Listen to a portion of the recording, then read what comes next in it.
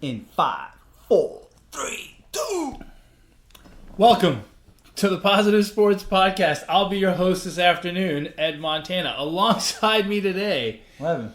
my counting brother, Alex. Alex, how you doing? I'm great. I don't know about counting. What are you doing? Well, you were counting when we started. Oh, yeah. I mean, that's as high as I 5, can 4, go. 3, 2. Oh, well, yeah, I don't even think you made it to 1. I didn't. He kind of counts. You didn't let me. You kind of count. What's going on, man? Man, you know what? It's a great day to be alive. The alternative, considering the alternative, I would agree. We were talking about this earlier, right? About having cancer. You don't have cancer? I don't think I do. I'm telling you, man, if you don't go to the doctor, you'll never have cancer. I haven't gone in years, so as of now, I don't. Really? I don't think I have cancer. I try to go every year, but I don't. I'm not gonna lie. I mean, sometimes I skip a year. I should go. I think everyone should go at least twice a year to the doctor. Twice? Yeah, twice. Absolutely. That's aggressive, bro. Not every 6 months. You think so? Isn't it? Yeah. Isn't it recommended that you go once a year? Yeah, but I think twice would be, That would be seems like better. overkill. No. You go once right before the holidays, because you don't want to go after the holidays, right? So you go around November, and then you go again maybe like in March. Well, that's too... May. Yeah, May. Right, yeah. Right before the summer. A little more spread out, right? Right before the summer when you got your summer bod going. Or dad bod. Right. But yeah, no, I think twice is good to go a year. But yet you haven't been in years. No. But take my advice, people. Just go twice. Don't worry about what I'm doing. Right. You know? Just go. I don't believe the recommendation is twice a year, but I mean it can't hurt, right? Well, I mean, no. Although, again, I mean, you're not gonna find out you have cancer unless you go. So if you don't go, you don't have cancer. That's one way of looking at it. Half full, half empty. That's right.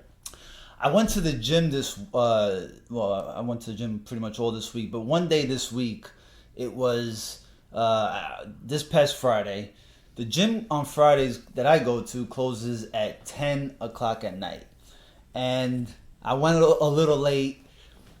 And so it's about 9, somewhere around 9:15. Hardcore people at the gym Friday night at 9. I don't know. This gym was pretty empty. But I'm on a machine that's close to the entrance, and I see this female walking in, and I'm a guy.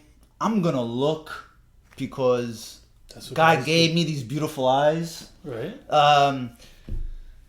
But I swear that there are more women, females, that go to the gym to pick up guys than there are guys that go to the gym for sure to pick up girls. For this sure. girl was wearing very little and as tight as possible. And like I said, there was only like 45 minutes left. So I don't know what kind of workout you're going to get in. I don't know. But when you go to the gym this late looking like that with a bunch of makeup. Do you think... I got hold on a second. Now, at first I agreed with you, but now that I'm thinking about it, there might be a different thing here. Do you think... You said you think more women go to the gym to pick up guys than vice versa. And when I say pick up, I don't mean exactly, hey, let's go on but to attract and to attract guys. Yeah. Okay, but is it possible that they just care more about their appearance than we do? Because I know personally, if I'm going to the gym, like on race day, right? I'm a runner, right? On race day, I carefully pick out my clothes. I even kind of care if they match, right? It's important to me to look good. Okay. My mantra is always look good, run good, right? But when I'm going to the gym, especially if I'm going to the gym to work out, like when I go run, I grab whatever. But when I go to the gym, I grab like the oldest t-shirt I have. Right. The readiest old pair of shorts. I know I'm going to the gym. I hate it. I'm just grabbing stuff. Is it possible, not that they're going to attract men, but that women just in general care about their appearance more than we do? That's a good point, and that could be half of it. The other half is they're going there to draw attention. And this chick, it's Friday night. I mean, half of her boobs are showing, bro. I mean, do you think she was going? Do you think she was going to pick up a date for that evening since it was Friday? Quite possibly. Or was she just kind of trying to line them up for the weekend? I mean, it could have been for right after the gym because, I mean, there's showers there, so she could shower and, freshen up and all that. Then her makeup would get all messed up. Right, but I'm sure this chick had a luggage of makeup. She probably had it. I didn't see her walking in with any luggage. Just her gym bag, but maybe the luggage of makeup is in the car. Maybe she's got like a stash in the car. Yeah. I mean, but I am a firm believer of that. You know what's funny? Like, I follow some fitness people on Twitter, right? And it's amazing to hear women and how much they complain about guys trying to pick them up at the gym. But mind you, like, the people that I follow, they're in fitness competitions. Right. So they go to the gym. It's serious business. They're not going to pick anybody up. So they are, they're going to work out. They're going to prepare for their fitness competitions. So I understand that they are annoyed by guys trying to pick them up. But this particular lady doesn't sound like maybe she was in the same category. If I was single, I would definitely not try to pick up a competition female. They scared me. Oh, really? Yeah, no way. First of all, props to them for the dedication and the hard work that they put in, but it's not attractive. It's not attractive at all. Like, I don't have many muscles, so I don't need her to have a lot more muscles than me. That's number one. And number two is it's not for me personally, Alex. My preference, not attractive. Personally, a chick that's really fit, like a fit female body, I like it. It's attractive. Well, there's a difference between being fit and like competition fit. I'm not talking about bodybuilder chicks. I'm talking about fitness competition women. Like we were talking about the CrossFit gals a couple weeks ago. Yeah. Those women, they got some muscles on them. And sometimes they look like especially the ones that are a little bit shorter, they look kind of stocky and like robust. No. And even that I can deal with. The bodybuilding ones, that's too much because they kind of mess up. Like the fitness chicks, they look fit all over. The bodybuilder chicks, like they look really fit in certain places, and then they have a waist that's like 10 inches around. It's kind of disproportionate. It's kind of messed up. But and the chicks that do these fitness competitions, they're super fit and they're not bulky. I find those bodies attractive. Yeah, nah. And I mean, look, if she's got two muscles, she's got one more than I do. I mean, that's just. I'm just not a big guy, right? So I can't do that. I can't have those parameters that you have, right? Like if she's got more muscles than me, then she's out. Because then I'd have like 3 chicks to choose from on the planet. Yeah, well, I don't need a bodybuilding chick. A bodybuilder's not appealing to me. Yeah. It's super impressive what they do, and like I said, I follow some of these women on Instagram or Twitter, and the work that they put in is just, it's amazing. But I mean, and I'm sure the bodybuilder women are also put in a tremendous amount of work. It's just not it's not visually appealing. Right. Do you think after this episode we get a Adidas and or Nike? I noticed sponsorship. I noticed that when we started that we are wearing rival T-shirts. Rivals. That actually is a perfect segue to our first topic. Oh yeah, what do you want to talk about? I think I know, but Danica Patrick all of a sudden is not a Chicago Bears fan. Why not? Mind you, she's dating Aaron Rodgers, isn't she? Mind you, she grew up she was born, and I don't know how long she lived. She might have lived for a day in Wisconsin. I don't know. She's born in Wisconsin, but somehow she's a Bears fan, and now she came out of the closet and said, "I am no longer a Bears fan. I am a Green Bay Packers fan." Because of Aaron Rodgers? I would assume so. I don't know. I think that's a big no-no. That's a big no-no. I mean, you have to if you've been a diehard, team fan. She's in her 30s, right? However old she is, if this is all you've been a fan of all your life, you can't just jump. You can't jump ship. It's a no-no. Yeah, I mean, I understand she's rooting for her man, but yeah, Well, you can root for your spouse, your professional athlete boyfriend spouse, or whatever. Yeah, but they're not married, right? I don't think they are. Right, boyfriend. Yeah. If they break up, does she go back to the Bears? See, I mean, you can't trust this chick. Does she become if Aaron Rodgers cheats on her, does she become like a Packer hater? See, it's the other way around. Aaron Rodgers, from this point on, cannot trust Danica Patrick. She's a flip-flopper, man. She's a flip-flopper. She's a flip-flopper. I don't think... okay, so if I put myself in this situation, I've been a Mets fan all my life. If I meet a woman... But you would never... I mean, she's not playing for the Phillies. But let's say she was like, I don't know, let's say she was like the president of the Phillies, right? Like she was high up with the Phils. I would not stop rooting for them. I couldn't. I would not stop rooting for them. I mean, how... You're right. I now I'm starting to question the character of Danica Patrick because I understand she's going to root for the Packers as well. Right, like if she said, "I am now a Packers fan as well. I want my boyfriend to do well, and I want the organization to go far." Blah blah blah. I get it, but is she gonna actively root against the Bears? Like, so if the Bears are playing like a non-divisional game again, let's say they're playing someone in the AFC, whoever they play this year in the AFC. Let's say they're playing the Seahawks. The Seahawks, right? And the Seahawks win. That's kind of good for the Packers, right? Because they're in the same division. Is she secretly going, "Yay, Seahawks won"?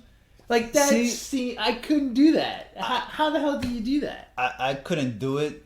This is a bad look by her on her part, and even a worse look on Aaron Rodgers for. I mean, I would tell her, "No, you keep rooting for the Bears. You just root for me on Sundays. That's it." Yeah, you root for me to throw 28 of 30, 350 yards, 3 touchdowns, but you can't root for the Packers. Look, she could root for him to have an MVP season, go 14-2, lose both games to the Bears, right? Make it through the playoffs, lose to the Bears in the conference championship. Right. I mean, everybody's happy. I mean, except for Aaron Rodgers. Think about it. If Aaron Rodgers had an MVP season and they went 14-2 and made it to the conference championship game and lost a nail biter to the Bears, that's a successful season. If he does that over and over again, he's going to be a Hall of Famer, right? Right. And you can have the Bears win the Super Bowl, which is the team you root for. Now, I just thought about something, and this is the conspiracy theorist in Alex. Right. We know how much Aaron Rodgers is kind of a, prima donna. He just is, okay? He just is. Okay. What if Aaron Rodgers, he wants things his way, with the Packers. He doesn't want, he didn't want McCarthy calling the plays. He wanted to call the plays. Right. He wants to run the show. Right. What if he just said, Danica, I love you, but you can't be a Bears fan. If you want to roll with the stash, if you want to lick your lips on this mustache every night, you got to convert. You got to be a cheesehead. Look, I would not put it past Aaron Rodgers. I think that's very possible. But then I can see Aaron Rodgers doing that, and I don't have much respect for him for doing it. But B, I have no respect for her for going, "Look, if you want to get with these, you need to let me root for whoever the hell I want to root for, buddy.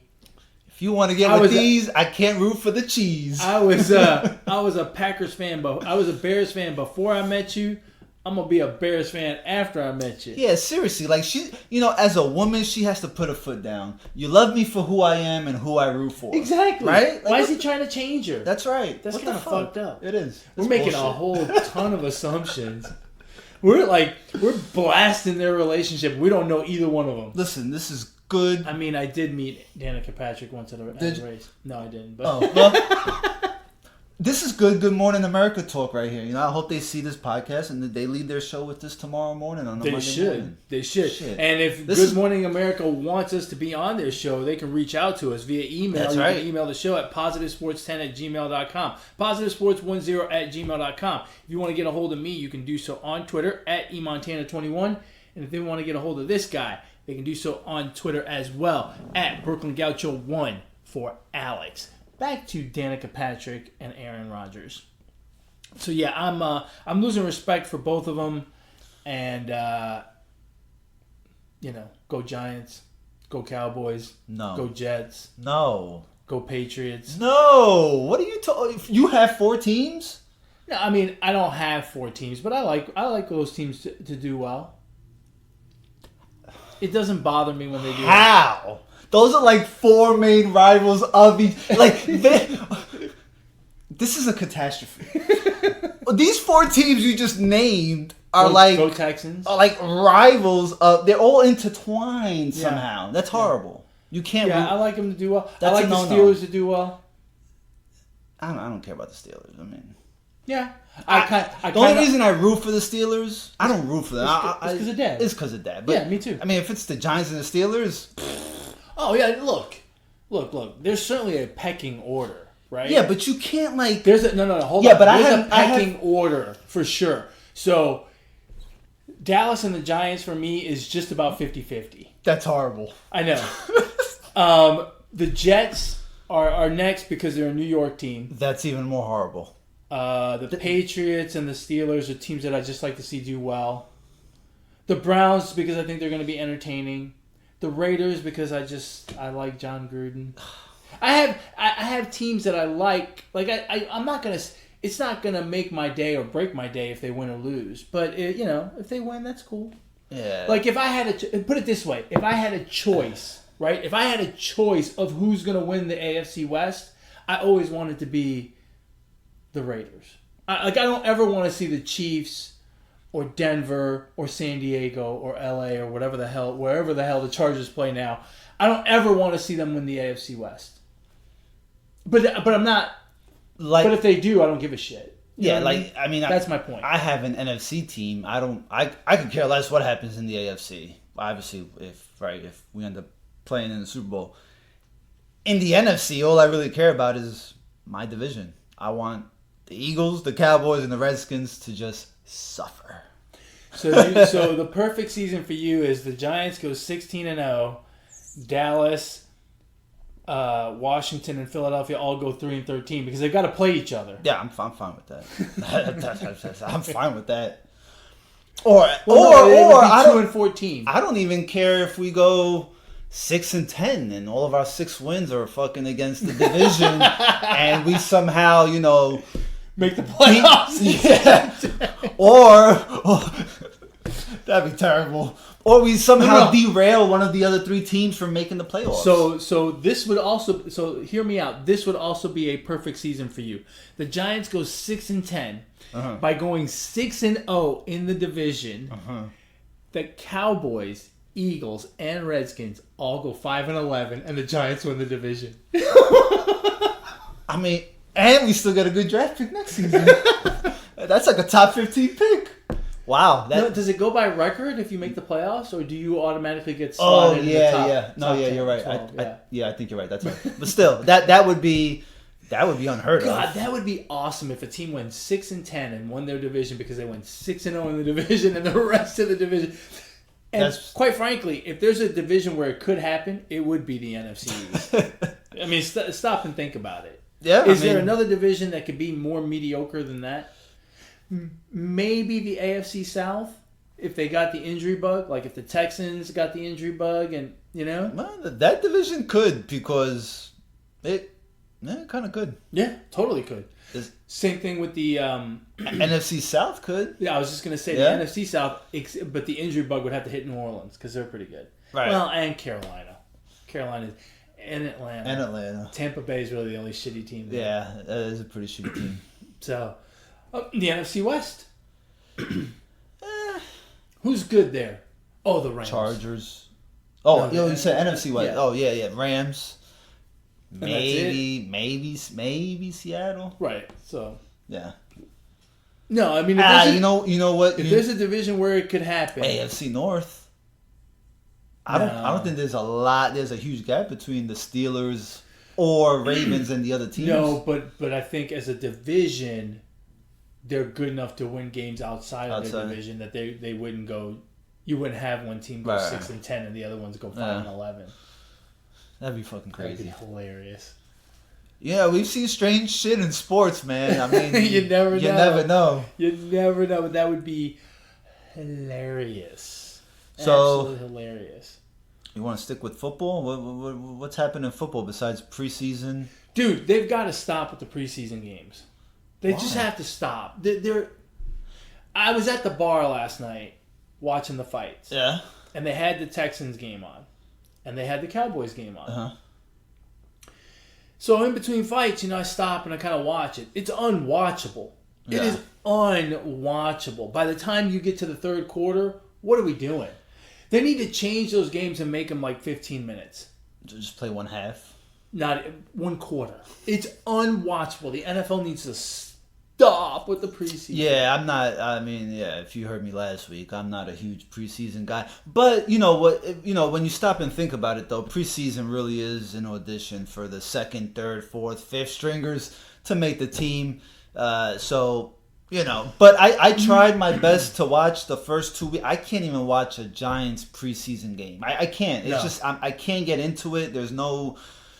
It's just not the results, the total yards, the stats. It's not real, right? Well, the only thing I look at in the preseason is I look to see how the starters did. So I look at the first quarter stats. Right. But even then, right? Like you're not getting much. It's well, just one series. First of all, you're not getting much. And here's the other thing: you're not playing real defenses, right? So Daniel Jones is a perfect example with the Giants, right? No, he's not. But I'll let you finish. No, well, we're trying to figure out as Giants fans. Hold on, you haven't heard what? Hey, I know what you're gonna say. Hey, stop it! You haven't heard what? Hey. You haven't heard what I have to say yet. I can read minds. You can't read English. Shut the fuck up. I'll write it down right now. Exactly. Go ahead, write it down. Write it down real quick. Write it down real quick. I will let everyone know where to reach us. Write it down and we'll see if you're right. Because I bet you're not. If you want to reach the show, let us know your thoughts about the preseason, about bodybuilding women, about Aaron Rodgers and Danica Patrick's relationship, about us being on Good Morning America, all that stuff. Reach out to the show via email, positivesports10@gmail.com, or you can reach us individually, because I know not everyone likes to talk to Alex. You can reach me on Twitter at eMontana21, and if you're a masochist and like to talk to people like Alex, you can reach him on Twitter as well at BrooklynGaucho1. So, back to our talk about the preseason. As a Giants fan, I want to see what this kid can do, right? I want to see what this Daniel Jones kid can do, right? As an Arizona fan, I want to see what Kyler Murray can do. I can't even really watch, even if they made him start. Right? In the case of Kyler Murray, he is starting, right? Right. In the case of Daniel Jones, he's not. But even if he starts, and I look at his stats, I can't get a read because I don't know what kind of defense. I am a fucking mind reader. Hold on a second. I'm not finished. Let me finish. I don't know what kind of defense they're playing against because teams are being very vanilla on defense because they don't want to show what their defense is going to be like come week one. So even from that perspective, as much as I like to look at stats, it's kind of pointless. Now let me see what you wrote. I couldn't really get it out the way I wanted to, but I knew you were going to say that. Let me see. No, I just said Daniel Jones. Read it. Daniel Jones playing second stringers. Well, not necessarily. Yeah, he plays second stringers. Well, yeah. The first game, he plays second stringers. Yeah, but even in the case of Kyler Murray, where he's playing against first string defense, they're playing a vanilla defense. They're not bringing the entire playbook to a preseason game. Is my point. Here's the thing. So technically, you're wrong. Here's the thing. Let's just go back to that. You can't read minds. Here's the thing. Daniel Jones made some fucking throws. it's not about the stats. It's about showing that he can place throws, read the defenses, read the progressions, do all of that stuff. And he's done that the first 2 games. Right. So everybody wants to say, well, he played against the second strings. Well, he played. It's a preseason game, but the throws that he's making, regardless how the defenses are playing. He's putting footballs in really tough spots. He threw 14 times in preseason game 2. If you look at the throws that I don't care about the stat. I really don't care about the stats. It's how he's standing upright in the pocket, how he's reading the progressions, and how he's throwing the football. Yeah. And that is what everybody did not see at draft time. When the draft highlights came out, nobody saw that. What everybody saw was this kid plays for Duke. This kid throws to the wide receivers and they're dropping balls. His highlight reel of drop passes is longer than any other highlight reel. Any other highlight reel. And I'll be the first one to say, Daniel Jones, I did not watch a lick of you in college. I didn't know you even went to college. I didn't even know you existed. Okay, but when I went back and I watched the highlights afterwards, I'm like, this kid looks tall. He looks like he's a big kid. Like he's got command of what's going on around him. Like he's got awareness. And obviously, you never know how that translates to the NFL. Right.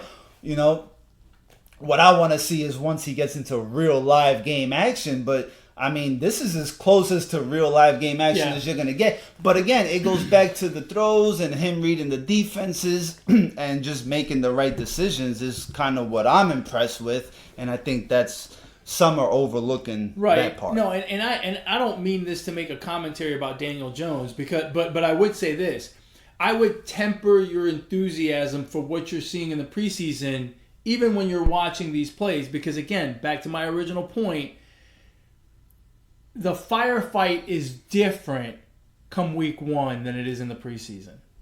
And so even if he's playing against first stringers, the playbook is much simpler from the defensive side of the ball. So the coverages are pretty vanilla. The blitz packages are light, let's just say, right? They're not coming with the full blitz package, and the teams that you play, right? It's going to be different. It's going to be different, and I don't know what the Giants' schedule is off the top of my head. It's going to be different. That Bears defense that he saw the other night, that's not the Bears defense he's going to see in week 8. Right? Mm-hmm. If they play the Bears. Right. Especially if they play the Bears, because the Bears will have used the most vanilla defense possible in the preseason because they don't want to show their hand to a team that they're going to play later on, which happens sometimes. It's also going to depend on what that team is working on. So if you're playing the Steelers in the preseason, you're not going to see the Steelers defense. They don't need the preseason games to work on their defense. The Raiders, on the other hand, do.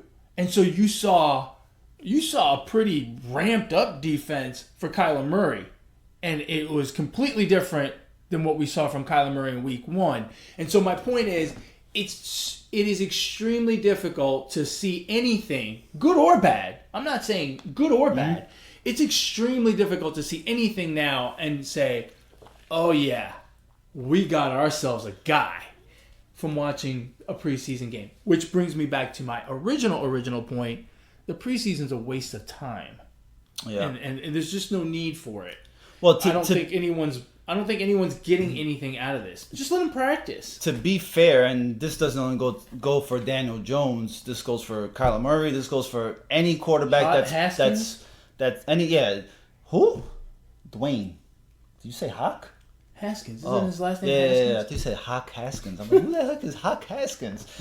But yeah, it goes for any quarterback. To be fair, whether they're second stringers or third stringers, they're giving a full effort because they're trying to make the team. They're trying to make the starting squad. So, although the playbook may not be wide open, these players are given their all because they're trying to make the team or they're trying to make the starting team. Or get picked up by another team. Yeah, absolutely. Here, so right? If there's no opportunity for a linebacker right. who's on a team that's stacked with linebackers, there may be no opportunity here, but he wants to play well so that someone else will give him an opportunity. And that's why I say that, preseason, when I sit back and look at it, it's more of an audition for the most part. Yeah. But, there are some things you could take away from preseason.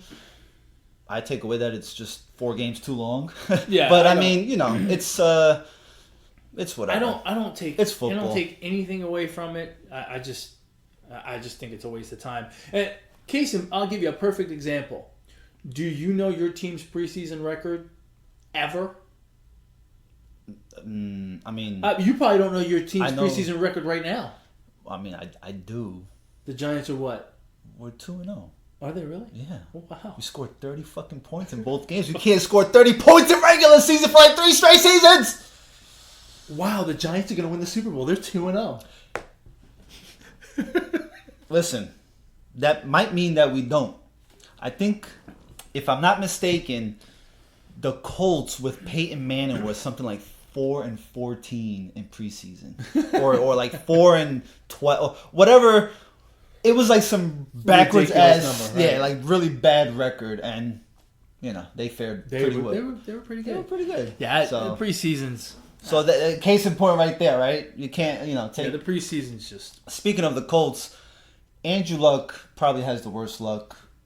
For a guy named Luck, right? Yeah, and plays for a horseshoe. Plays with a lucky horseshoe on his helmet. Go figure. I get the feeling that it's not a big deal. You're talking about his injury, right? His ankle? Yeah, his ankle, yeah. I get the feeling it's not a big deal. I think they're operating under an abundance of caution, but that might just be my optimistic side saying that. I'm not sure. I don't know, man. It seems like there's always something with him. Well, he's ever since he had the shoulder problem, it's been. It's like one thing and another, and you kind of see this sometimes in sports where it's just someone who has the ability to be a very good football player, just kind of injuries don't allow him and or to For those of you out there who like to gamble, and like to bet over-unders, it's got to be hard as hell to bet an over-under on wins for the Colts when you don't know what the status is of Andrew Luck. Because, he is A, B, and C for that team. If he's not around, they're 4-12. If he's around, they could go 10-6. That sucks if you locked in the over. Yeah, the Colts, and he turns out not to. Although I'll say this, the Colts have built themselves a decent team. So even if they put Jacoby Brissett back there, I'm not saying he's going to light it up and ride him to the Super Bowl. But if he just is able to do okay, they formed a pretty good offensive line. They got a decent running backs. They've got a decent team. Yeah, and that division, they still need Andrew Luck. And that division's not that tough. No, it's not. I think it's wide open for all 4. Well, I think it's pretty clear that that's the Texans' division to lose. If they stay healthy, they're going to win that division. They got no offensive line.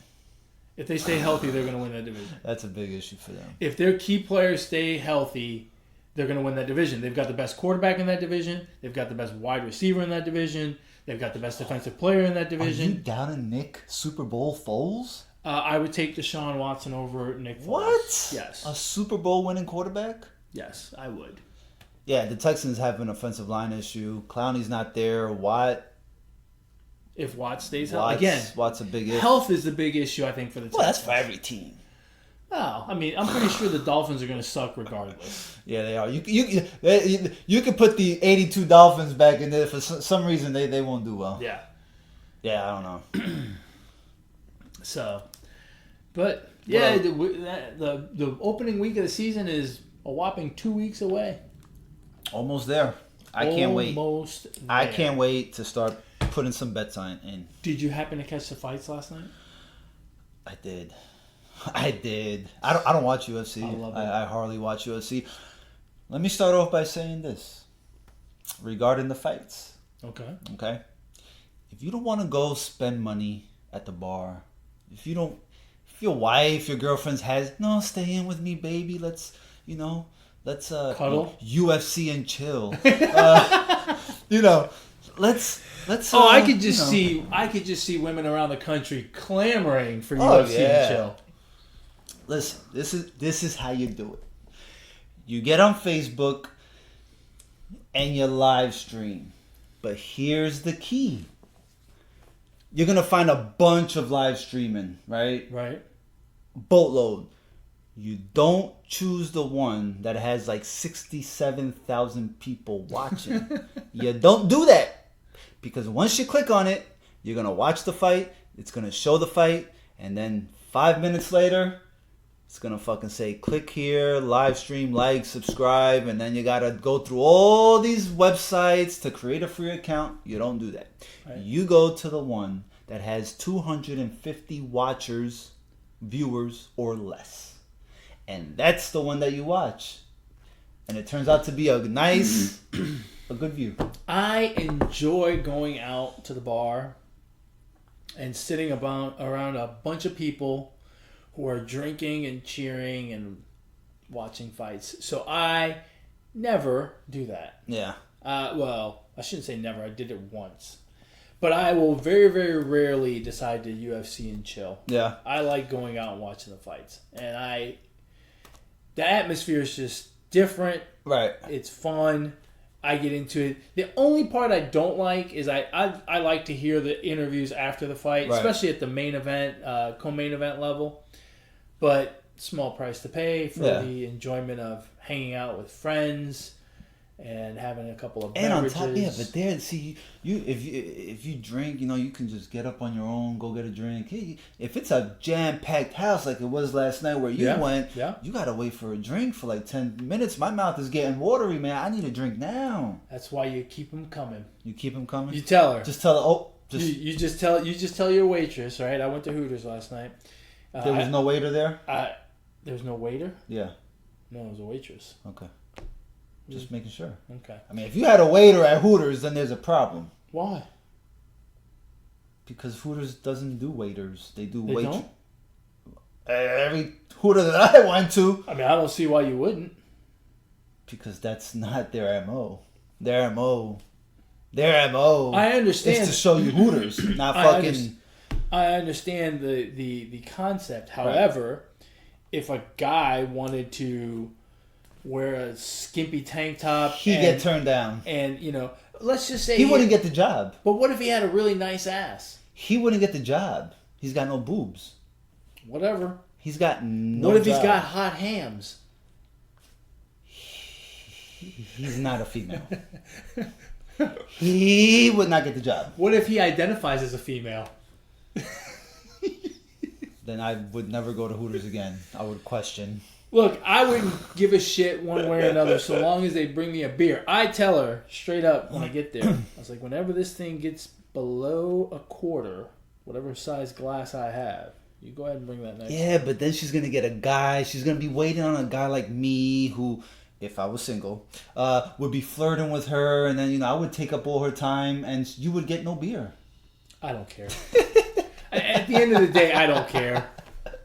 I enjoy the beer, but I don't need to have a beer constantly. I don't get all bent out of shape about stuff like that. I'm going to watch the fight. The fights were pretty good. I like the Diaz fight. I could care less about the main event. I was there for Diaz. That's all I cared about. That was the main event. That was the main event. I'll tell you what. Hooters was packed to the gills when I got there at 9 o'clock at the start of the pay-per-view. Yeah. Packed. 45-minute wait, and it was absolutely packed. When the Diaz fight was over, 20% of the place was empty. Wow. All of a sudden, 20-30% of it was people were gone. People left after the Diaz fight. So that was the main event. Damn. Don't get it twisted. I mean, I know what order the fights were in, but the main event was Diaz. And quite frankly, the main event was a good fight. But the fight with Diaz was a slightly better fight, I thought. But that's a matter of opinion. Yeah. For one, I enjoy the ground activity, so maybe that's why I thought that. But yeah, it was an excellent performance by Diaz. Amazing that the guy can be away from the sport for 3 years, come back and put it on an elite level fighter. Think about this for a second. Could you be away from your profession for 3 years and come back? Or yeah, because I'm a natural born accountant. Yeah, well, yeah, true. I guess once you're good with numbers, you're good with numbers. So let's say you go to jail for 3 years. I mean, do you come back or I mean, yeah, that's and that's in any physical. This is physical, yeah. Yeah, in any mental endeavor, maybe you can. In a physical endeavor, right. I find it incredibly incredible that someone could come back after 3 years and perform at such a high level. The only one that I can think of off the top is Jordan. He was gone for 2 years. He was gone for 2 years. He was not quite the same when he came back. He was a little bit he was rusty. Yeah, but to be fair, and I guess you got to kind of make the same comparison with Diaz. He did something in between. He didn't just go sit on the couch. Right. True. Diaz can never stop training, and him and his brother do triathlons all the time, so he keeps himself in good shape. But still, is very different from fighting. Do you think the triathlon helps him, or the smoke in the pot is what helps him? I believe that the triathlons help immensely. I believe the CBD helps immensely. I don't know about the effects of the pot, but he's got his own CBD business. So he had a funny quote during fight week. He goes, yeah, it's kind of funny. In high school, I got kicked out of school for fighting and smoking weed, and now I'm a fighter who sells CBD. I need that guy's gig. I mean, my job doesn't allow that. Yeah, the guy is. He calls it CBD, but it's got to be the real stuff. I don't doubt that he does the real stuff. He does, but I would guess that during fight week, let's say at the very least, he gets tested. So it's not like he can roll in there high. Do you think some of those guys really get tested? Huh? Do you think they get tested? I mean, because they gotta know that the guy smokes pot. I mean, well, I'm sure they let something slide. Well, there's different there's different testing for different things, right? So for THC, which is weed, you can't have that in your system within a window of the fight. Okay. Right? So 72 hours. I don't know what the window is, but let's just say 72 hours. So 3 days. You can't have it Thursday, Friday, Saturday, right? You fight on Saturday. Winstrol, which is a horse steroid, you can never have in your system, right? So even if you're not scheduled to fight ever again, but you're in the testing pool, you get tested and you pee hot for some Winstrol, you're getting suspended, right? So it's different. And same thing like cocaine is 72 hours or whatever, or 24 hours or 48. I don't know, it's something like, it's a small window. So that's how the testing works in the UFC. Interesting. So, yeah, just an amazing performance against someone who is tough. I mean, Anthony Pettis is no joke. He's a former champion, and he just put that pace on him. It is so impressive to watch a guy use pace as a weapon. To see him, he does it. A couple other guys in his division do it. Usman, Covington, Max Holloway does it down at featherweight. Frankie Edgar does it down at lightweight, at featherweight, bantamweight, whatever he's going to fight next. I mean, those guys, when they do, it's just incredible. They force you to fight at a pace that you just is going to break you.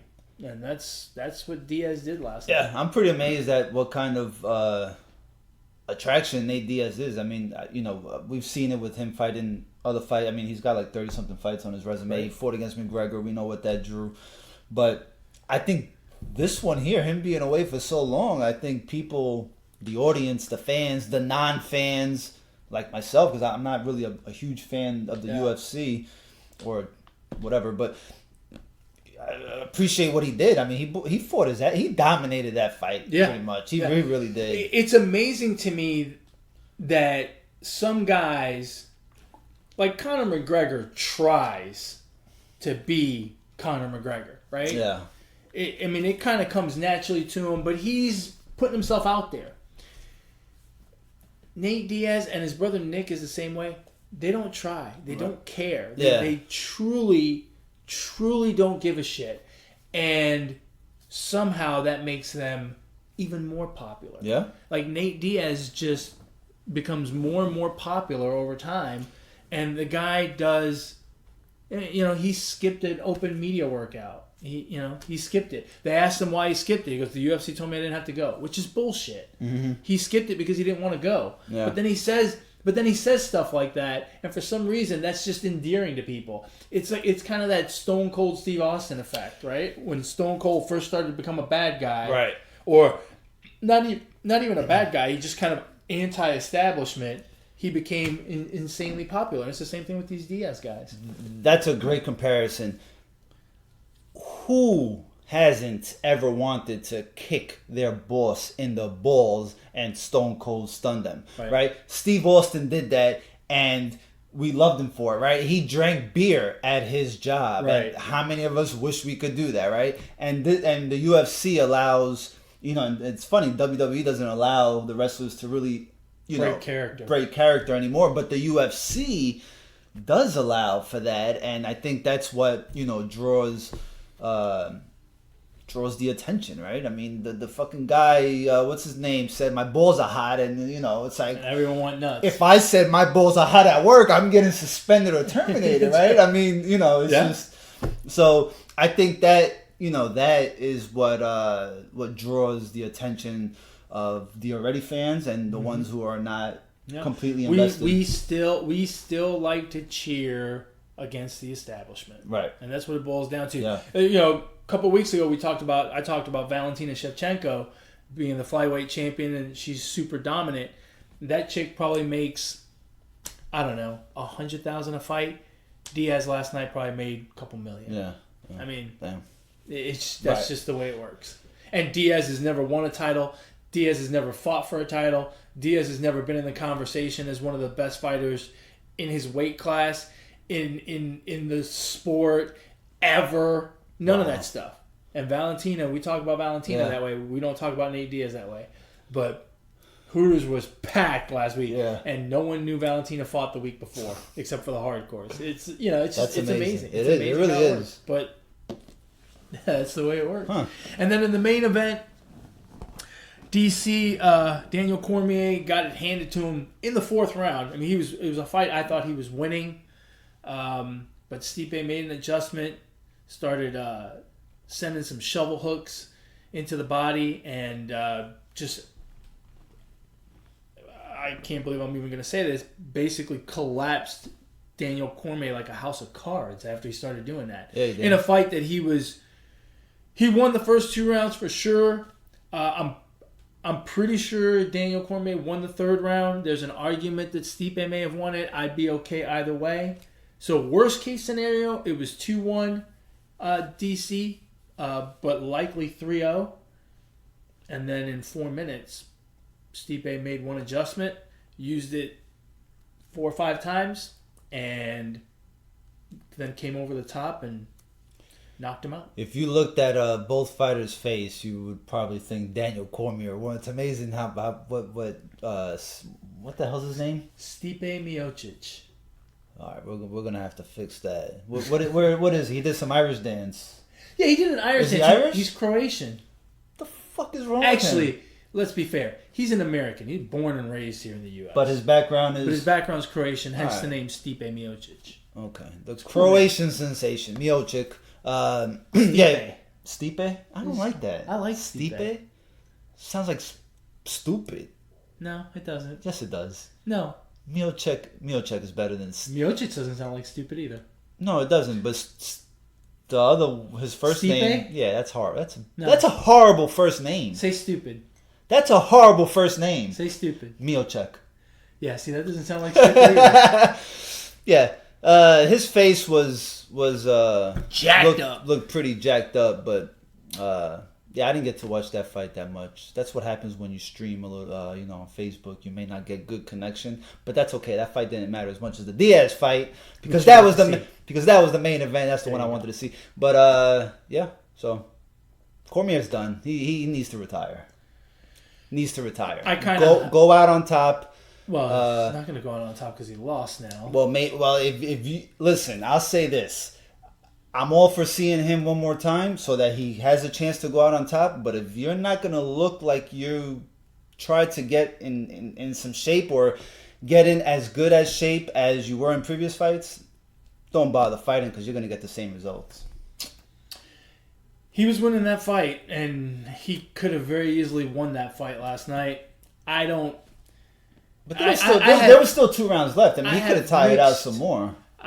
Well, so could Stipe, right? I mean, they were both fighting. But you like Cormier more. That's why you're saying that. I like both guys. I like both you guys a like lot. DC. You gotta like. If you had to pick one. If I had to pick one, I like Cormier DC. more. Exactly. Right? Yeah. See. But no, I personally, I want DC to retire.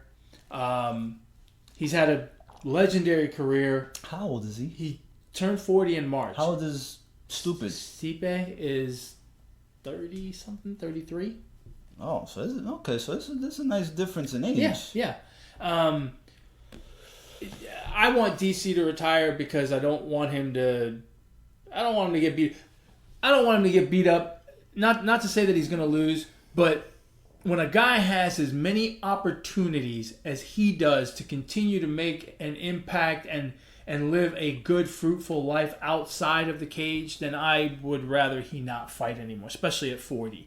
The guy is the head wrestling coach at a high school in Northern California. He's very good at it. He's got restaurants and barbershops, businesses around the country. He does commentary for the UFC on ESPN. He does both in the studio and color commentary at the fights. The guy has opportunities to be an impactful human being going forward in a variety of different ways. He's 40 years old. He's won championships in 2 different divisions. He has fought the who's who of MMA in his time. He will go to the Hall of Fame. There is no need for him to continue to fight. I personally would rather he retire and go on and do all these other great things with his life. He's a great guy. Go on and just have at it with restaurants and barbershops and commentary and coaching and all that jazz. Well, no wonder he was so tired last night. He's got all this stuff going on. The only person he can't beat is John Bones Jones for some reason. I don't think we'll see it again. I don't think we'll see it again, but I think he could beat him at heavyweight. I think the suck down to 205 was a big advantage for Jones. Ooh. That's just my opinion. Yeah, possibly. I don't see Jones going to heavyweight. There's been some talk about it. Has there? He seems to be a little resistant to it. His frame doesn't say he's a heavyweight. Well, he's a tall guy. He's 6'4". Yeah, he's tall, but I mean, he's 6'4", so certainly if he decided to go to heavyweight, he could pack on muscle. Remember, he fights in the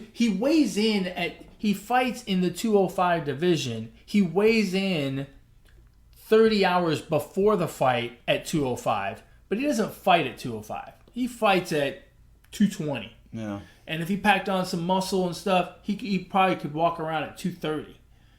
And 230 at heavyweight, that gives you speed and power. You know, he could make hay in heavyweight. I'm sure Stipe would love to fight him because Stipe's not a huge heavyweight and Stipe's pretty fast, and you know, it'd be a big money fight for him. Yeah. So I'm sure he's gonna, you know, he wouldn't mind doing that. But anyway, they're pretty good. I mean, I didn't watch the whole card. Those 2 last fights were pretty good, though. Yeah, and the 2 guys they're gentlemen through and through. You know, with Pettis and Diaz, we got some trash talking. We got Diaz dropping F-bombs and all that other stuff. And then in the main event, we got 2 classy guys going at it. And both fights were very good. But it's funny that you don't have to be just one way to be entertaining. Yeah. These guys are classy guys, and it gave us a very entertaining fight. Agree. Speaking of classy, what did you think about the Little League World Series pitcher who gave up that jack and, I mean, just sprinted over to the first baseline to high five the kid that just jacked the home run off of him? I mean, look, classy. I don't know. I mean, this is the Positive Sports Podcast. I got ranked on Twitter for saying Nelson Cruz did steroids, and someone said, well, that's not positive. Well, what the fuck you want me to say? It's freaking facts. I mean, like, what the hell? That's a good point. So, I mean, I don't know. You want me to be positive or you want me to be real? Because I want you to be really positive. I'm after the game. You want to congratulate him? That's fine. But during the home run trot, no. Yeah, I'm not a huge fan of. And I'm all for sportsmanship and all that, especially at that age. But let the guy complete his home run trot. I'm sure they line up at the end of the game. Yeah, they do. They do. So you congratulate him there. You want to hug him, dap him up, whatever. But if I was I wonder if the coach said something. If I was the dad, I would definitely say something. Yeah, I would say something to my son. I don't know if I was the coach if I would rip him. I wouldn't rip him. I don't even know if I would say anything, to be honest. I agree. With you. Look, we live in a very competitive society. Yeah. And while not my preference to see the kid do it, I would not stop him from doing it, and right. I would not adjust the team about it. And I certainly wouldn't criticize him. I certainly would not criticize him in front of the team or even in private. Yeah. My kid, even if I'm coaching my kid, I say something in the friendly confines of my home, like, hey, man, I understand you're trying to be a sportsman and all, and I think that's great, but be a sportsman after the game. During the game, play the game hard, and if someone jacks one off of you, they jack one off of you. You don't have to be mean or anything, but save the congratulations for after the game. That's what the handshake line's for. I mean, could you imagine if the pitcher for the Cubs that gave up the grand slam to Bryce Harper? Yeah. I mean, Bryce, wait. Yeah. Wait. Let me give you a hug and say congratulations on hitting the game-winning grand slam walk-off on me. Off me. Whatever. And the funny thing about that grand slam is Bryce Harper sprinted around the bases. Yeah, I don't know if he would have caught him. That's the other thing, right? Like, if he goes over to the first baseline, hey, man, good job. He's reaching out to give him a hug, and Bryce is just flying down the line. You see dirt kicking up from underneath his cleats. You know what? For all of the criticism that we give guys with the bat flips and looking at a home run ball too much, not enough has been said about, and I think it was really freaking cool. I loved it. Yeah. He hit it. He was jacked up, and he didn't sit there and praise his shot. He didn't he didn't do a look at me moment. He raced around the bases for what? To celebrate with his teammates. I agree. And I love that, and I wish the media would have made more out of it. Yeah. But they haven't said a word. No. What I really want to see Bryce Harper do one time, and don't do the bat flip, take off your helmet, go like this with your hair, and then the other way. Especially if you're playing like in Chicago, in the Windy City, you take that helmet off, you helmet flip. And let the wind blow through his locks. Yeah, I mean, he's got gray hair, man. He obviously uses Head and Shoulders. I mean, he's got great hair. He does have great hair. He's growing it too. Look, this hairline would kill for that hair. Yeah, and you don't need to do a bat. If you did a helmet flip, no one would know the difference, especially if it was a black helmet. Yeah, no. Yeah, if I played for like the White Sox, they couldn't fucking tell. Did he just take off his helmet? Yeah. Does he have pine tar in his hair? But yeah, so the kid, look, I thought it was cool, but yeah, you can't. Personally, exchange number. Exchange numbers. You text him afterwards. Yeah, exactly. I think they take that little. I think they go overboard with that sportsmanship at the Little League World Series. I mean, it's cool. They all do it. Blah blah blah. I get it. I'm not saying take it out, but I think. Yeah, well. I don't think we need to. I don't think we need to like run it on SportsCenter over and over again. No, you know they did. Oh, they did. They totally did. Yeah. But yet they didn't say one word about Bryce Harper. Right. And I mean, they did play the home run, the grand slam over and over again, but they didn't say anything about him racing around the bases to celebrate with his teammates. That was a heck of a game. Which one? That Bryce Harper game.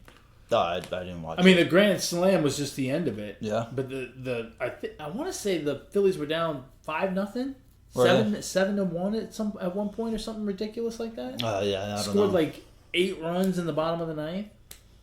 Well, they're certainly in it. So yeah. That race is tightening up a little bit. Yeah, you got the Brewers, the Mets, and the Phillies chasing down the Cubs. Chasing down the Cubs and the Nationals are 1.5 up or 2.5 up. Boy, the Nationals. The Nationals lost yesterday, right? Crazy game with the Brewers. They lost. Yeah. You know they had 3 blown saves in that game? Yeah. 3 blown saves. That bullpen is like has had issues all season long. But I'll tell you what, they scored 14 runs in a losing effort last night. Came back today, a day game, and scored another 15.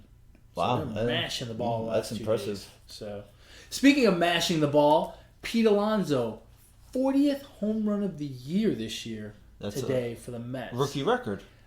Believe that is National League rookie record. National League rookie record. He's got a ways to go for the American League because I think the American League record is 52. Holy shit. For a rookie? For a rookie Judge. Wow. So he's got a ways to go. But how many games they got left? 40? No, about. So 12 home runs in 40 games. Yeah, less than 40. The Mets are at 124 games, so that's 38 games left. 1 home run every 3 games. Yeah, it's going to be tough. It's doable. It's going to be tough when... But not likely, I would think. It's going to be tough. Yeah. Still, a monster year for him. Oh, yeah, absolutely. For any player, really. Yeah. He's having a great year. Obviously, he's the front runner for Rookie of the Year. Speaking of Rookie of the Year, the bad news... Fernando Tatis Jr. Yeah. Who has been having a great year as well for the Padres. That came out of nowhere. Looks like he's done for the season. Yeah, that came out and they should just shut him down. Yeah, it's they have a bright future. Yeah, they got nothing to play for. They are a mere 16 games out of the division. They need to shut him down and hope for the best. Fernando Tatis Jr. He's having a better season than Carlos Correa had his rookie year. Wow. Not by much, but still, but Correa had a great year. He did. Yeah. Yeah, the crop of shortstops right now is really impressive, and they're all young. Yeah. They're all young. I mean, there's no old shortstop out there that's doing the damn thing. They're all young and good. Yeah. Good shortstops. You got Lindor, Correa, Trey Turner, Tatis, Beckham from the White Chicago. The guy from Oakland is pretty good. Forget his name. I don't know his name. I was watching him yesterday against the Astros. Pretty good guy. So, anyway, alrighty. Well, we have certainly talked about everything under the sun. Just a little bit. You got anything else? No, man. Which episode is this? This is 88. 88. Famous 88s. Good grief. Plenty of 88s. All right, let's go back and forth and let's see. Let's see who taps out first on 88s. Go ahead, you go first. Tony Gonzalez. Michael Irvin. That's a horrible one. Why? Is he a Hall of Famer? Well, we're just doing Hall of Famers? Well, I mean, famous 88s. If he's in the Hall of Fame, that's pretty famous. That's a horrible one. Heck, but he did wear 88. Heck, even if we were doing 32, O.J. Simpson, right? It's horrible, but it's famous. I don't have another 88. 88. Shit. I can't think of one. That was easy. I still got another one in my back pocket. Yeah, I don't know. This one is from my dad, Lynn Swan. Lynn Swan. Dad would love that. Yeah, I don't have. I'm sure there's plenty of more 88s. 88's a lot more popular than the other 80s. It seems like. Yeah, I can't think of one. Oh well, that's as best as I can do. You got a shout out? No. No, neither do I. Shout out to all the listeners of the podcast. Keep listening, subscribe, hit like, and comment. God damn it. There you go. I like that too. Yeah, I did all my shout outs during the show, talking about there you go. People that I'm. Shout out this water. It fucking tastes great. You're such a nerd sometimes. What? Shout out this pen. It did all the note writing for this episode. Well, you did the note writing. Yeah, but if I didn't have that pen, you'd have gotten another pen. That pen's not that special. We'd be rightless. Rightless. You're such a goof. I try. All right, man. That's it. That's it, brother. As always, folks, thank you very much for listening. We appreciate your time and camaraderie. And like Alex said, you can catch us on YouTube, iTunes, Google Play, Podbean, whatever platform. Go ahead and comment, like, subscribe to our podcast, and we will see you again next week. Until then, ignore the negativity. Be the positivity. Peace.